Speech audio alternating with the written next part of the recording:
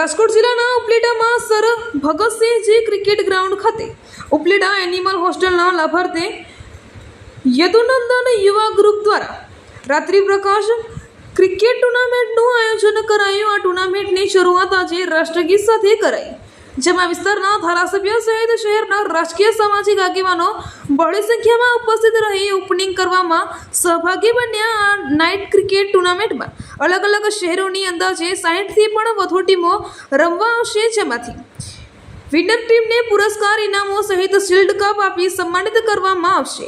તેમજ આ ટુર્નામેન્ટમાં આવનારી તમામ રકમ ઉપલેટા એનિમલ હોસ્ટેલને અર્પણ કરાશે। આજરોજ ઉપલેટામાં યદુનંદન યુવા ગ્રુપ દ્વારા રાત્રિ ક્રિકેટ ટુર્નામેન્ટનું આયોજન થયું છે અને આજે એનું ઉદ્ઘાટન થયું છે। આનંદની વાત એ છે કે આ રાત્રિ ક્રિકેટ ટુર્નામેન્ટમાં ગજબનો ઉત્સાહ છે। યુવાનોને આ ગરમીના દિવસોમાં ખૂબ આનંદ આવશે, રાહત મળશે, પણ સાથે સાથે આ એન્ટરટેનમેન્ટ નથી। એનિમલ હોસ્ટેલ ઉપલેટાનું જે સંસ્થા એનિમલ હોસ્ટેલ છે, ગાયોના લાભાર્થે આ આયોજન કરવામાં આવ્યું છે। આનું જે કાંઈ ફંડ થશે એ ગાયોના લાભાર્થે, એનિમલ હોસ્ટેલના લાભાર્થે યોજવામાં આવ્યું છે।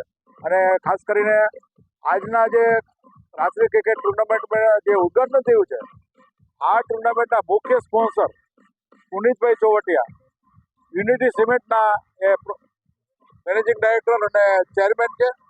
એને પણ હું ખૂબ ખૂબ અભિનંદન આપું છું કે આ એક સારા કાર્યની અંદર ખાસ સહયોગ આપ્યો છે।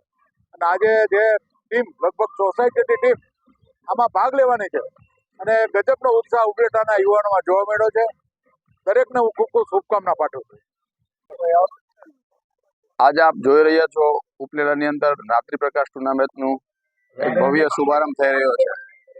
જાણે રાતના સૂરજ ઉગો હોય એવું વાતાવરણ, આહલાદદાયક વાતાવરણ ઊભું કરેલું છે તાલુકાના ક્રિકેટ ગ્રાઉન્ડમાં।